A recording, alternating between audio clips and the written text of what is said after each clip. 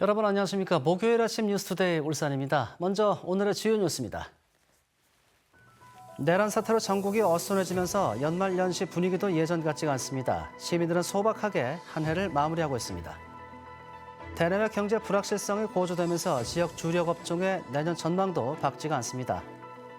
울산시 내년 복지 예산의 전체 일반 회계 예산의 34%인 1조 7,800여 원으로 책정됐습니다. 울산의 중장년 경제활동 인구는 늘어나는 반면 청년층은 줄어들고 있습니다. 내란 사태와 탄핵 정국으로 어수선한 가운데서도 연말은 찾아왔습니다. 예년 같은 들뜬 분위기는 찾기 어려워졌지만 시민들은 차분하게 한 해를 정리하고 있습니다. 유희정 기자가 전해드립니다. 예수님의 탄생을 축하하는 성탄절 미사가 전국 각지의 성당에서 열렸습니다. 평화롭고 아름다운 세상이 열리기를 바라던 사람들을 위해 태어난 아기 예수를 기리고 어렵고 약한 사람들을 축복하며 온누리에 사랑이 퍼지기를 원했던 예수님의 뜻을 이어받기를 다짐합니다. 가난하고 힘없는 약자 편에 서시어 그들을 위해 모든 것을 다 내어주셨던 예수님은 지금도 우리에게 끊임없이 희망을 선사하시고 용기를 내라 하시며 우리를 격려하십니다. 떠들썩하게 한 해를 마무리하던 모습들은 올해는 찾아볼 수 없게 됐지만 여기저기서 소박하게나마 연말연시의 기쁨을 찾아봅니다. 새해 복을 바라는 마음을 조상들의 풍습에서 찾아보는 전시회를 방문해 장수와 부귀영화를 누렸던 인물의 삶을 숭배하고 평소 지니고 다니는 작은 일상용품에도 간절한 소망을 새겨 넣었던 흔적들을 살펴봅니다. 좋은 기운들이 자기에게 다가오기를 원하는 그런 기원들이 담겨져 있는데요. 저희 이번 전시도 그런 좋은 기운들이 여러분들한테 많이 담겨지기를 원하는 마음에서 오랜 불황으로 넉넉한 연말을 보내기 어려워진 데다 내란 사태가 그나마 들뜬 분위기에 찬물을 끼얹으며 연말 특수는 실종됐지만 나와 주변 사람들의 행복을 기원하고 새해에는 더 좋은 일만 가득하길 바라는 마음만큼은 예전과 다를 바 없는 2024년 연말이 지나가고 있습니다. MBC 뉴스 유희정입니다. 대내외 경제 불확실성이 고조되는 가운데 지역 주력 업종에도 그동안 한 번도 경험하지 못한 먹구름이 들이오고 있습니다. 올해 역대 최대 실적을 올린 자동차와 조선업종은 불안한 정세 속에 미국 트럼프 경제 정책의 촉각을 곤두세우고 있고 또 석유화업계는 대규모 구조 조정에 대비하고 있습니다. 이상욱 기자가 보도합니다. 현대차의 올해 3분기까지 누적 영업이익은 21조 3천억 원, 역대 최대 기록입니다. 영업이익만 보면 글로벌 2위 자동차 업체인 폭스바겐 그룹 4조 3천억 원에 5배가 넘습니다. 내친 김에 판매 실적도 늘려 내년에 글로벌 빅2 등극을 노리는 현대차에게 먹구름이 몰려오고 있습니다.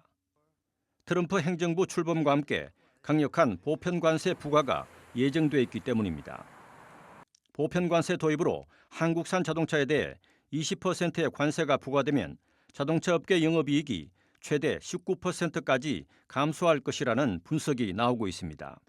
보조금 정책이나 세제 혜택에 대한 부분들, 또 글로벌 시장에서의 전기차의 흐름 이런 것들을 잘 맞춰야 되고요. 미국과 유럽의 선진 시장, 또 제3세계에 대한 공약 이런 꼭지를 잘 맞춰서 일본의 거대 자동차 업체인 혼다와 닛산이 합병을 추진하는 것도 현대차에겐 부담입니다.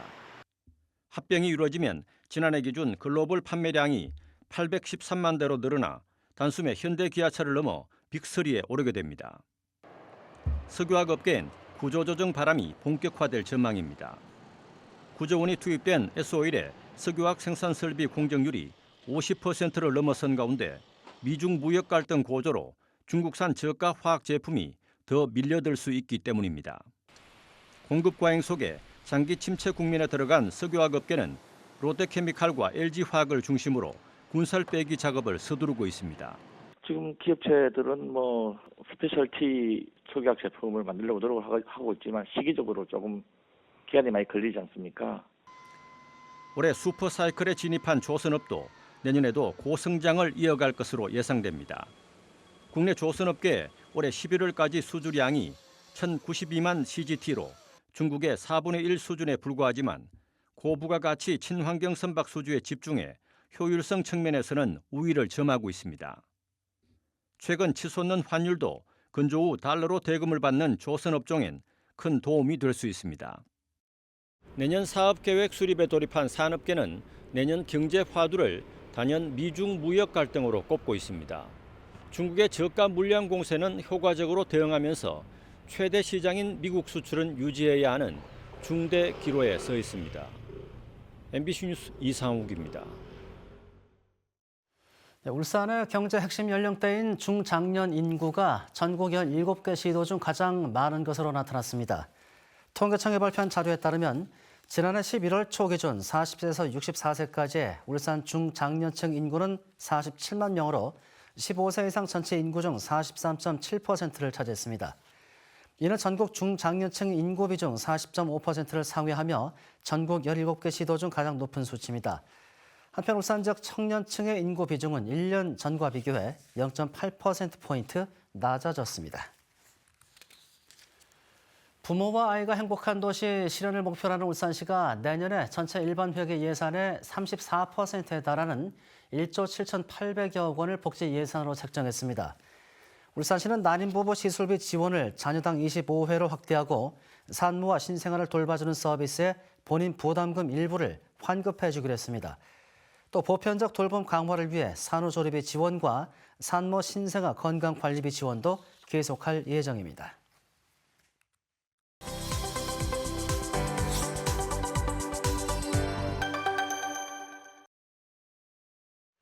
새로운 항공교통체계인 도심항공 모빌리티는 하늘을 나는 에어택시입니다. 헬기보다 소음이 적고 친환경적이라 도심 주변 하늘을 빠르게 이동하는 미래 교통 시스템으로 주목을 받고 있는데요.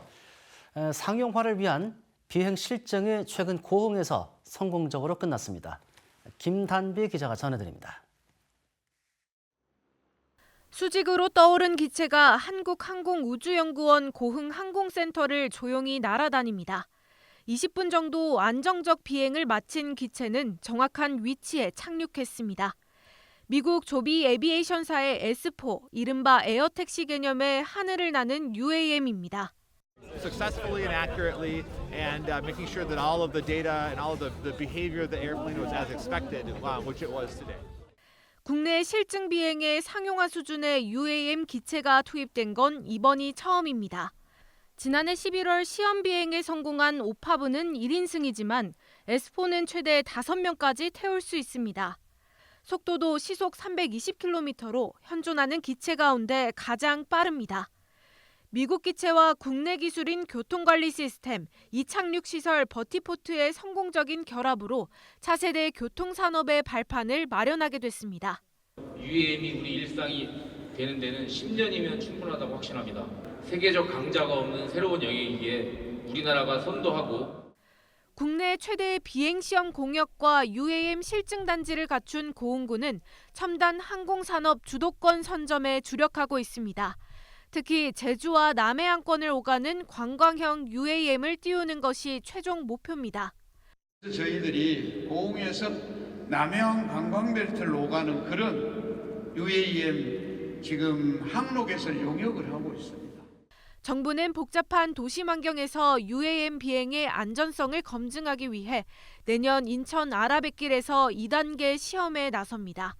MBC 뉴스 김담입니다. 포항은 국내는 물론이고 세계적으로도 2차 전지, 양극재를 가장 많이 생산하는 도시입니다만 정작 기본 시설인 전력 공급망이 턱없이 부족해 고민이 컸습니다.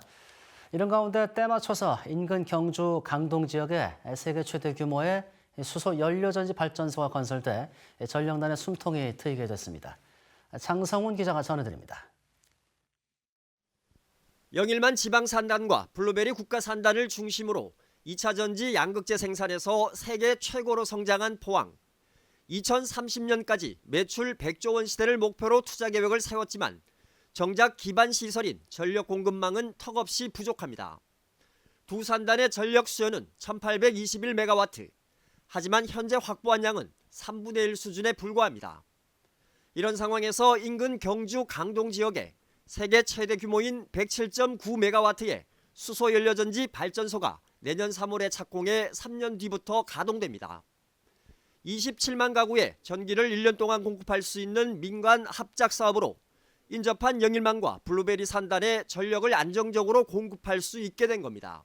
전기로에서 600에서 1000도까지 다 구워야 되는 상황이 되겠습니다. 이때 엄청난 전력이 소요가 되고 있고, 이런 상황에서 강동에 수소 연료전지 발전소를 세운다는 건 블루밸리하고 아주 가깝게 있기 때문에.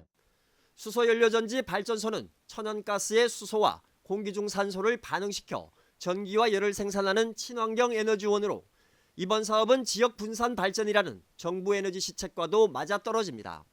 이산화탄소 배출이 되지 않는 장점이 있습니다. 그래서 친환경 발전소라고 할 수 있고요. 정부 정책이 분산 발전이고 그 지역에서 발전하는 전기는 인근에서 사용하도록 장려하고 있습니다.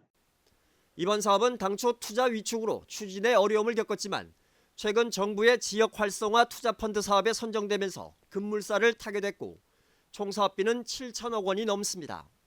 이런 기업들이 계속 늘어나서 대한민국은 이제 나라 돈만으로 하는 게 아니고 민자를 펀드를 만들어서 하는 이런 제도로 경상북도는 투자를 많이 늘려가겠다.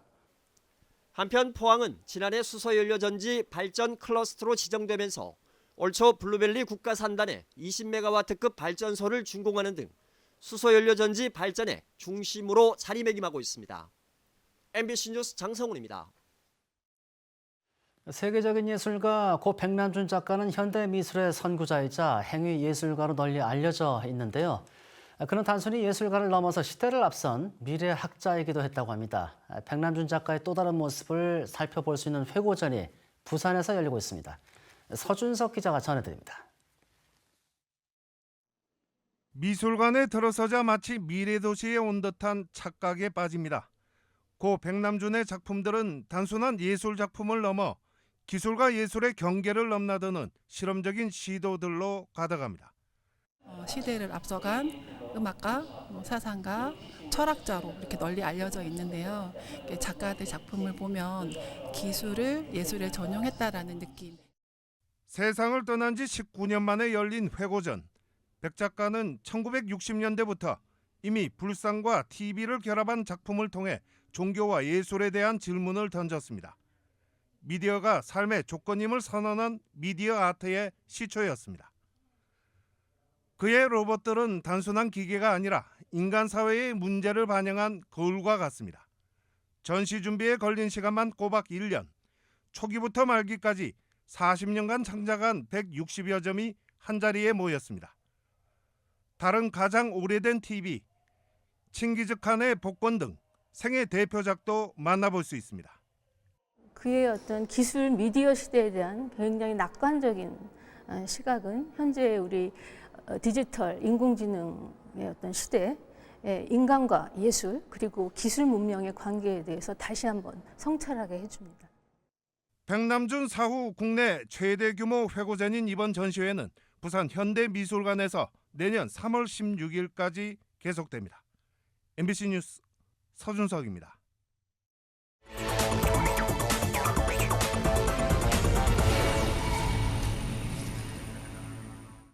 울산시 교육청이 내년부터 늘봄학교와 사립유치원 무상교육 대상을 확대합니다. 교육청은 현재 초등학교 1학년을 대상으로 하는 늘봄학교를 초등학교 2학년까지 확대 운영하고 4, 5세를 대상으로 한 사립유치원 무상교육은 내년부터 3세까지 확대하기로 했습니다. 또 내년 3월 고교학점제 전면 도입에 맞춰 북구에 38개 교실 규모의 울산 온라인 학교를 조성해 개별 학교에서 개설이 어려운 17개 과목에 대해 온라인 수업을 진행할 계획입니다. 울산지방해양수산청이 내년 한 해 동안 울산 연안 특별관리해역에 68억 원을 투입해 해양 정화 사업을 시행합니다. 온산항 해양 오염 퇴적물 정화 사업과 울산항 해양 쓰레기 수거 처리에 30억 원 이상이 집중 투입됩니다. 울산해수청은 해양 오염이 심각한 온산항을 중심으로 오는 2027년까지 모두 45만 제곱미터의 오염 퇴적물을 수거할 계획입니다. 울주군이 노후된 차량 방호 시설을 모두 새로운 연성 방호 울타리로 교체합니다. 울주군은 기존의 울주군 도로에 설치된 콘크리트 방호벽은 노후로 인해 성능이 떨어지고 차량 충돌 시 충격을 차량이 흡수해 탑승자의 안전에 큰 영향을 미치는 단점이 있다고 밝혔습니다. 구는 이에 따라 콘크리트 방호벽 19곳에 사업비 17억 원을 투입해 연성 방호 울타리로 교체에 설치하기로 했습니다. 대왕별 아이누리가 울산시립 어린이 테마파크로 이름을 바꾸고 어제 새롭게 문을 열었습니다. 위탁 운영을 맡고 있는 울산시설공단은 초등 저학년 어린이들을 위한 신체활동 놀이터인 챌린지존을 조성하는 등 50일 동안 시설 개선 공사를 마쳤다고 밝혔습니다. 울산시는 2026년까지 남구 신정동 일대에도 어린이 복합교육 놀이공간을 조성한다는 계획입니다.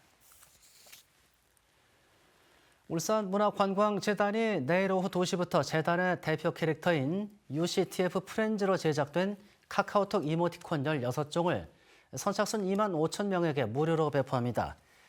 이번에 배포되는 이모티콘은 재구축된 재단 홈페이지와 함께 개발된 UCTF 프렌즈로 각각 울룡이, 울미, 울로, 울티노라는 이름을 가진 4종의 캐릭터로 구성되어 있습니다. 오늘 날씨 전해드리겠습니다. 성예진 기상캐스터입니다. 한겨울 아침인데도 추위가 심하지 않습니다. 현재 울산의 아침 기온은 영상 3도까지 올라와 있고요. 낮 기온도 9도까지 오르면서 평년 수준을 조금 더 웃돌겠습니다. 내일부터는 북서쪽에서 찬 공기가 내려오겠습니다. 아침 기온이 영하 3도까지 뚝 떨어지겠고요. 낮 기온 역시 5도에 그치면서 춥겠습니다. 오늘 내일 급격한 기온 변화에 대비를 잘 해주셔야겠습니다. 한편 울산은 여전히 대기가 건조한 상태입니다.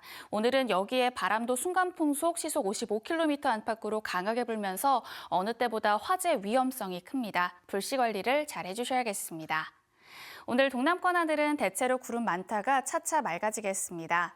현재 기온은 모든 지역에서 영상권을 보이며 기온이 예년 수준을 크게 웃도는 아침이고요. 낮 최고 기온은 양산과 부산에서 10도까지 오르며 큰 추위는 없겠습니다. 오늘 바다의 물결은 동해남부 먼바다를 중심으로 최고 4m, 또 남해동부 먼바다에서는 3.5m까지 매우 높게 일면서 점차 풍랑특보도 발효되겠습니다. 내일부터 영하권 추위가 이어지다가 다음 주 초반에는 기온이 다시 오르겠고요. 특히 월요일 울산의 낮 기온은 11도까지 오르면서 기온 변화가 들쑥날쑥하겠습니다. 날씨였습니다.